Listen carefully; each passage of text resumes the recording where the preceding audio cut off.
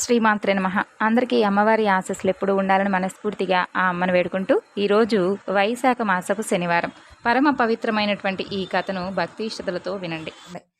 తిరుపతికి 30 మైళ్ళ దూరంలో ఉన్నటువంటి నారాయణపురం రాజధానిగా చేసుకొని సుధర్ముడు అనే ఒక రాజు పరిపాలన చేస్తూ ఉండేవాడు. శ్రీహరి శాపం వలన పిశాచంగా మారినటువంటి చోళరాజు స్వల్పకాలంలో శరీరం చాలించి సుధర్ముడికి ఆకాశరాజు అనేటటువంటి కుమారుడుగా జన్మిస్తాడు. ఇక ఆ రాజదంపతులు ఆకాశరాజును అల్లారుముద్దుగా పెంచుకుంటూ ఉంటారు. ఒకనాడు వేటకు వెళ్ళినటువంటి సుధర్ముడు అలసిపోయి కపిలతీర్థం దగ్గర విశ్రాంతి తీసుకోవాలని కూర్చొని ఉంటాడు. అదే సమయంలో అక్కడకు ఒక నాగకన్య స్నానం చేయడం కోసం వస్తుంది. ఆమెను చూసినటువంటి ఆ రాజు ఆమెను ఇష్టపడతాడు. వెంటనే గాంధర్వ వివాహం చేసుకుంటారు. అలా వారిరువురికి జన్మించిన వాడు తొండమానుడు.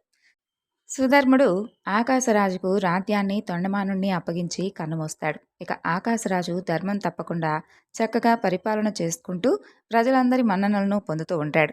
ఆకాశరాజు భార్య ధరణీదేవి ప్రజలను కన్నబిడ్డలుగా భావిస్తూ ఉండేది. కానీ ఆయనకు సంతానం లేదు. ఆ చింత వారిని ఎప్పుడూ కూడా బాధ పెడుతూ ఉండేది. ఒకనాడు వారు తమ కులగురు అయినటువంటి సుఖమహర్షిని ఆహ్వానిస్తారు. ఆయనకు పాద పూజ చేస్తారు. తరువాత వారి వేదనంతా కూడా తొలగించమంటూ ప్రార్థిస్తారు. రాజా, పుత్రకామేష్టి యాగం చేస్తే తప్పకుండా సంతానం కలుగుతుందని చెబుతారు కదా, మరి పుత్రకామేష్టి యాగం చేయమంటారా అని అడుగుతారు.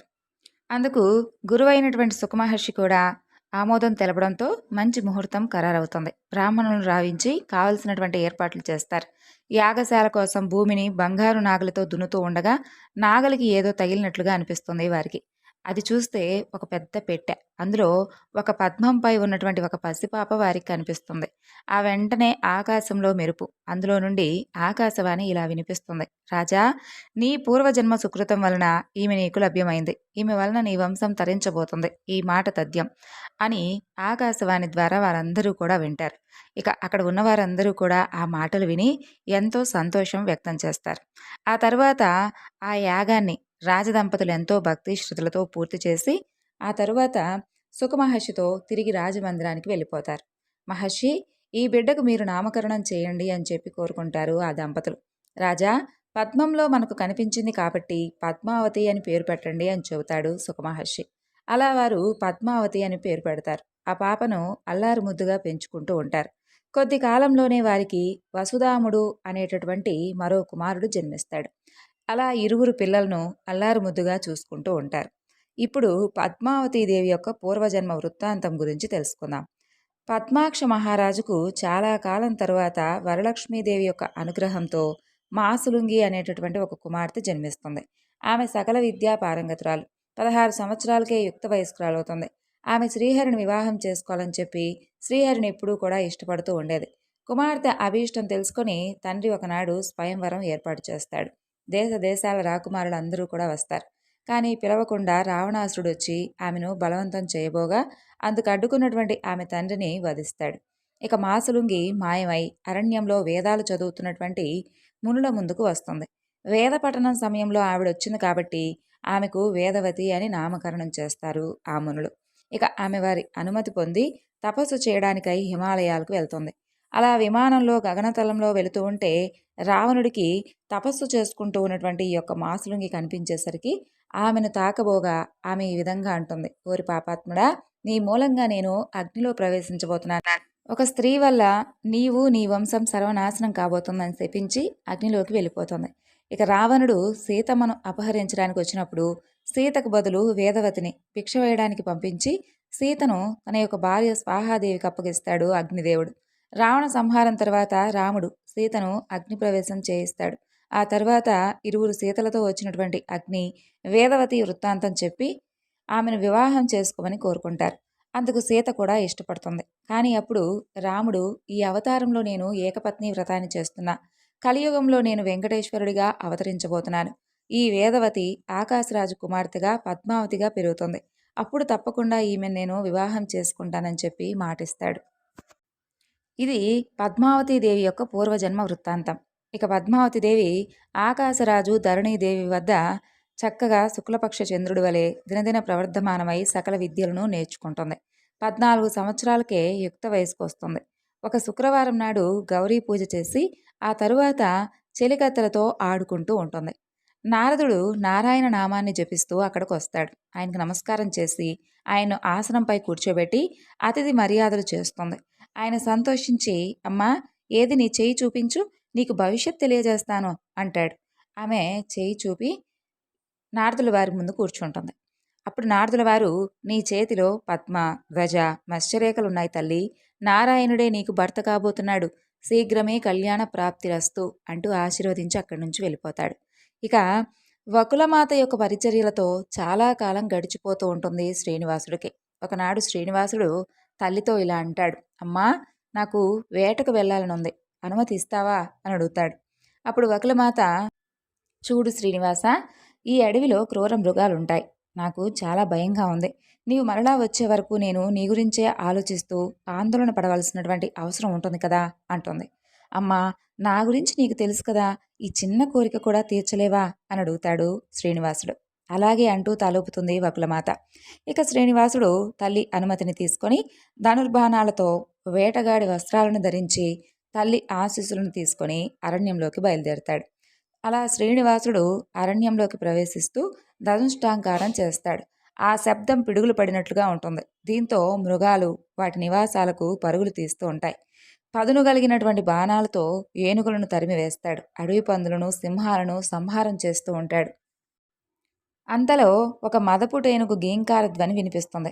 ఆ ధ్వని వచ్చిన వైపుగా వెళ్ళి దానిని పరిగెడుతూ వెంబడిస్తాడు. అది కష్టం అనిపించి బ్రహ్మదేవుని తలచగా ఆయన ఒక శ్వేతాశ్వాన్ని పంపిస్తాడు.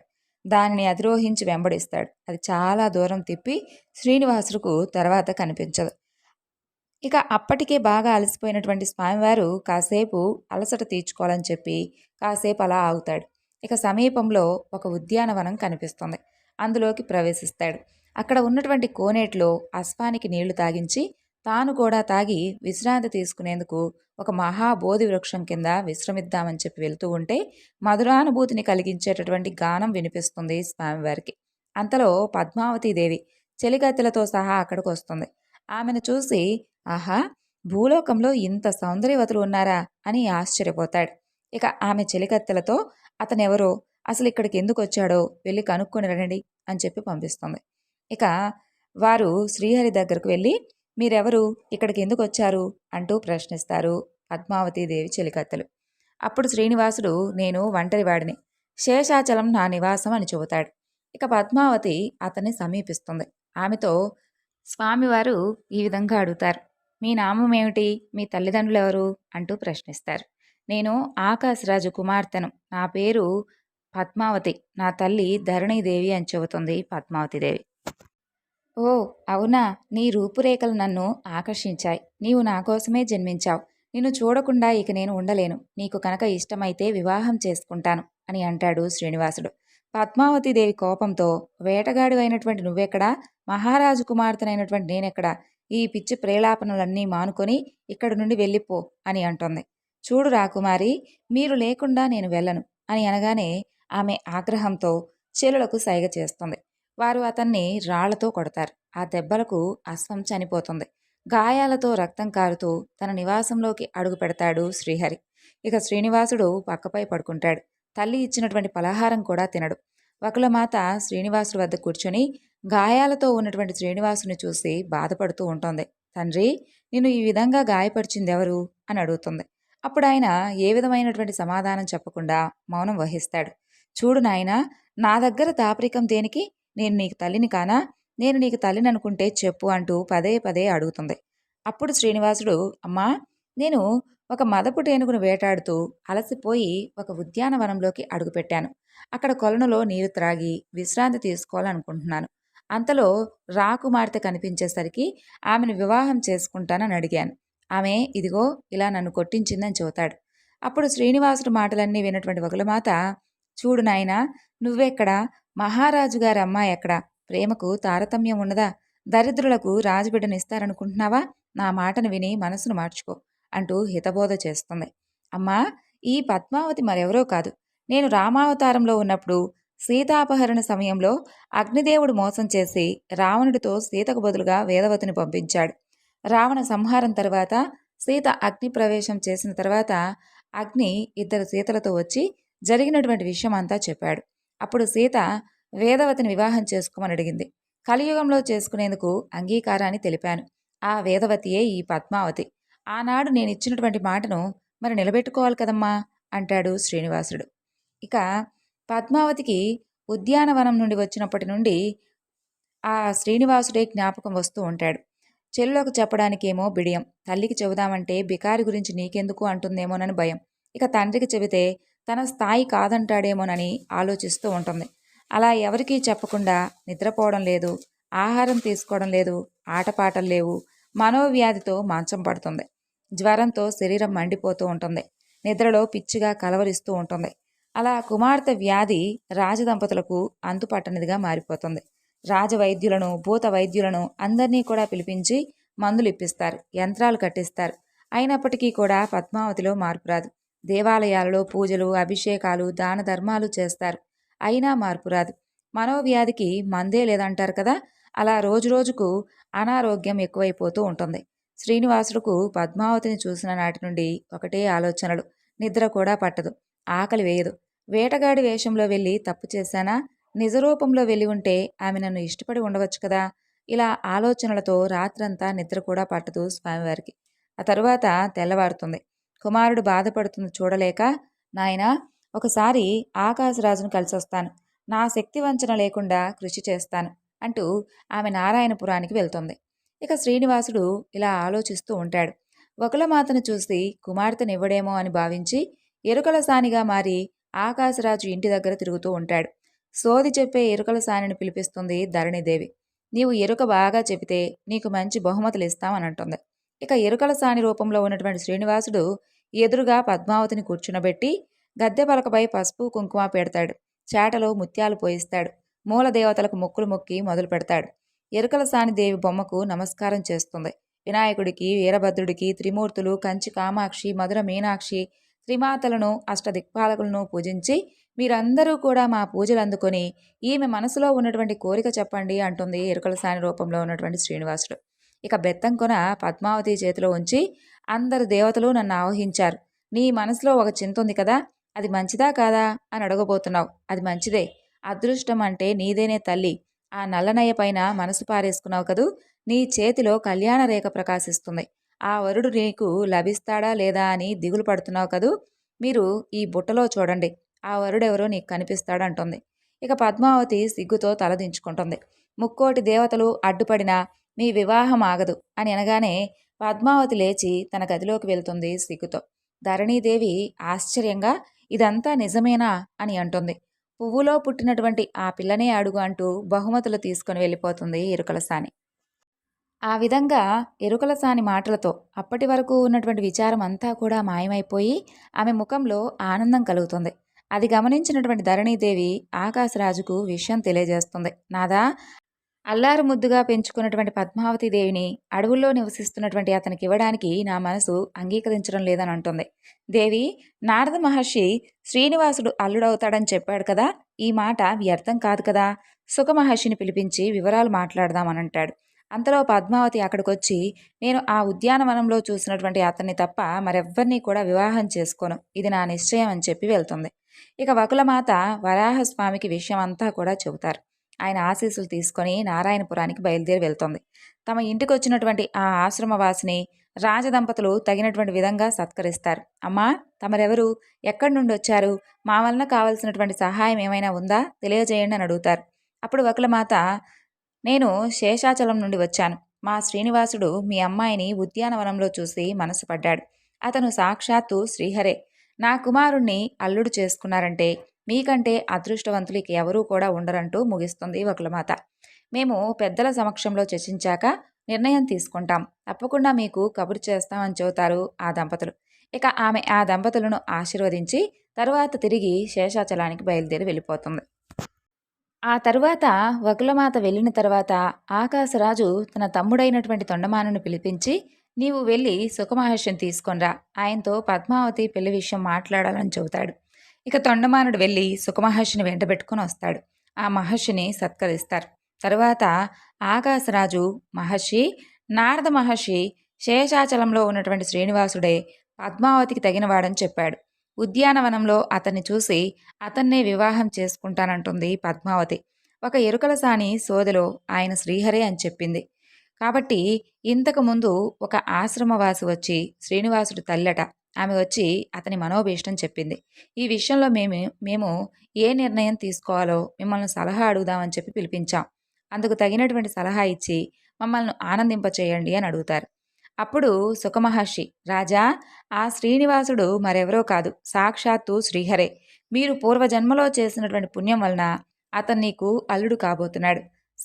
సందేహించకుండా వివాహం జరిపించని చెబుతాడు మహర్షి.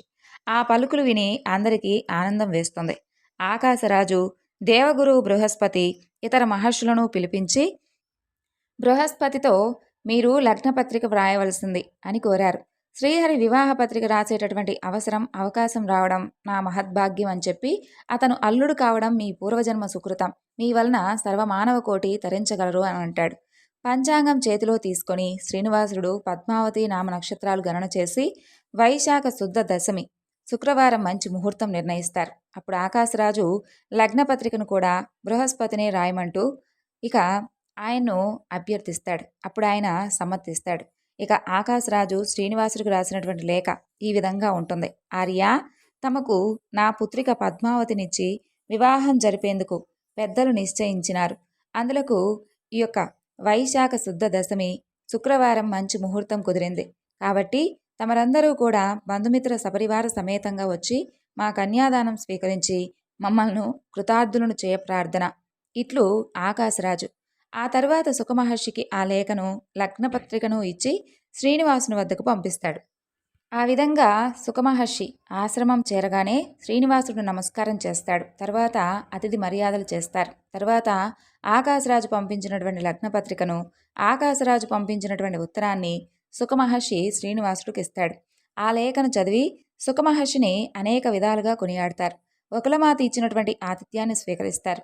ఆకాశరాజు గారి పాదపద్మాల సన్నిధికి శేషాచలం నివాసి అయినటువంటి శ్రీనివాసుడు ఆనందించి కృతజ్ఞతతో రాసేటటువంటి లేఖా విశేషాలు, తాము పంపినటువంటి శుభలేఖ చూసి చాలా సంతోషించాను. మీరు నిర్ణయించినటువంటి లగ్న కాలానికి సపరివారంగా వచ్చి కన్యాదానం స్వీకరిస్తానని చెప్పి మనవి చేస్తున్నాను. ఇట్లు శేషాచలం నివాసి శ్రీనివాసుడు అంటూ ఆ రాసినటువంటి లేఖను సుఖమహర్షికి అందిస్తారు. సుఖమహర్షి ఆ లేఖను ఆకాశరాజుకి ఇస్తాడు. అది చదివి ఆ రాజు కూడా ఎంతో ఆనందిస్తాడు. సుఖమహర్షిని ఎన్నో రకాలుగా సన్మానిస్తాడు. ఇక నారాయణ స్మరణ చేసుకుంటూ శ్రీనివాసుడి వద్దకు వస్తాడు నారదుల వారు. హరి నారదుణ్ణి ఆసనంపై కూర్చోబెడతాడు. ఆర్తరక్షక, త్రేతాయుగంలో వేదవతికి ఇచ్చినటువంటి మాటను చెల్లించబోతున్నారు. ఆ వేడుక చూసి ధన్యులమవుతాం స్వామి అంటారు నారదుల వారు. నారద, కళ్యాణానికి కావలసినటువంటి ధనం నా దగ్గర లేదు. ప్రస్తుతం లక్ష్మి నా దగ్గర లేకుండా పోయింది. కాబట్టి నా చేతిలో ధనం లేదు. రాజుగారితో వియ్యం ఏం చెయ్యాలి? అందుకు తగినటువంటి ఉపాయం ఉంటే చెప్పు అని అడుగుతాడు శ్రీహరి. స్వామి, ఎందుకు చింతన? మీకు ధనం కుబేరుడి వద్ద తీసుకోవచ్చు కదా అని అడుగుతారు నారదుల వారు. ఇక శ్రీహరి గరుడుని ద్వారా వర్తమానం కుబేరుడికి పంపిస్తాడు. గరుడు కుబేరుణ్ణి హరి దగ్గరకు చేరుస్తాడు. ఇక నారదుడు కుబేరుడితో, ఈ యొక్క వైశాఖ శుద్ధ దశమి శుక్రవారం శ్రీహరికి వివాహం నిశ్చితార్థం జరిగింది కదా, అందుకే నీవు ధన సహాయం చేసి ఈ కార్యాన్ని గట్టెక్కించాలి అని పలుకుతాడు. కుబేరుడు అందుకు అంగీకరిస్తాడు. 3364 కోట్ల రామ నిష్కములనిచ్చి పత్రం రాయించుకుంటాడు.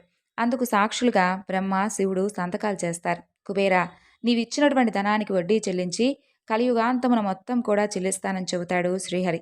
అందుకు కుబేరుడు సంతోషిస్తాడు. శ్రీనివాసుడు కళ్యాణానికి ధనం సమకూరినందుకు ఎంతో సంతోషిస్తాడు.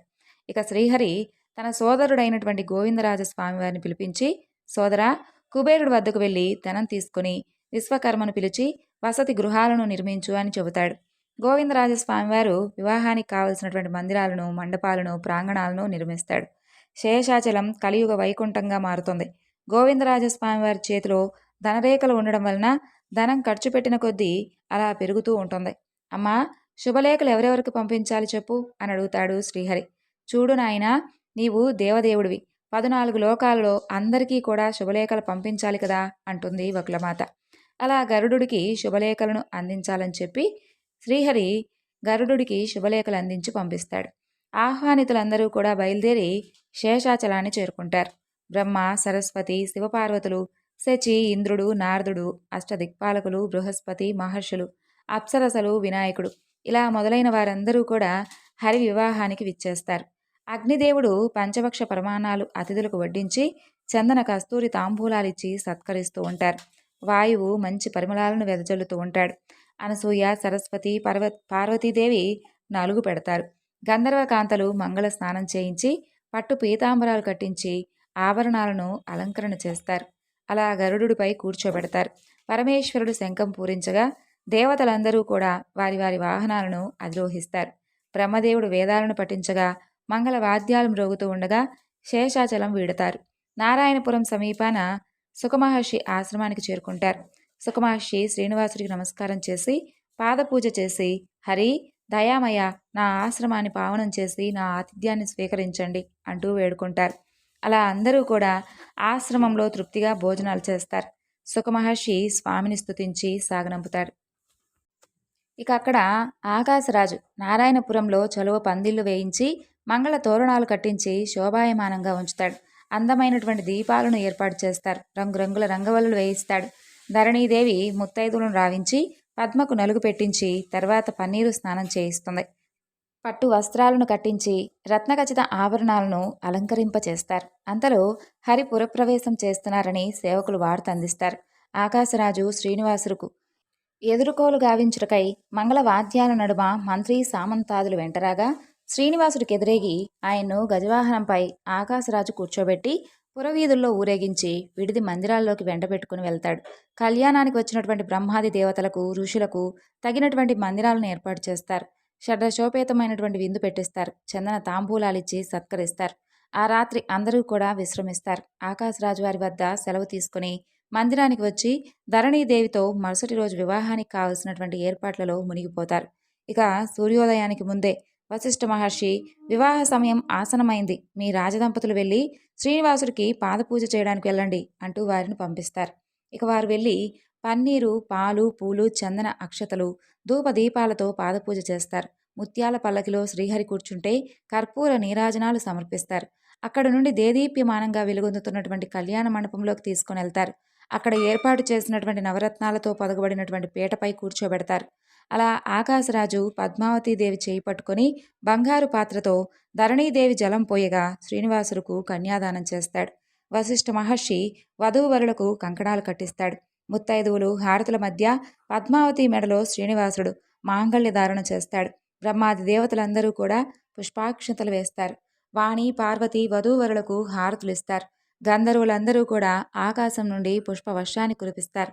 ఆ విధంగా మహావైభవంగా జరిగినటువంటి ఆ కళ్యాణాన్ని చూసి వకులమాత ఆనంద పరవశురాలై వధూవరులను దీవిస్తుంది. మరి ఈ రోజున స్వామివారి కళ్యాణ కథ గురించి తెలుసుకున్నారు కదండి. తిరిగి రేపటి వీడియోలో కలుసుకుందాం. అంతవరకు నమస్కారం. సర్వం శ్రీ లలితార్పణమస్తు. స్వస్తి.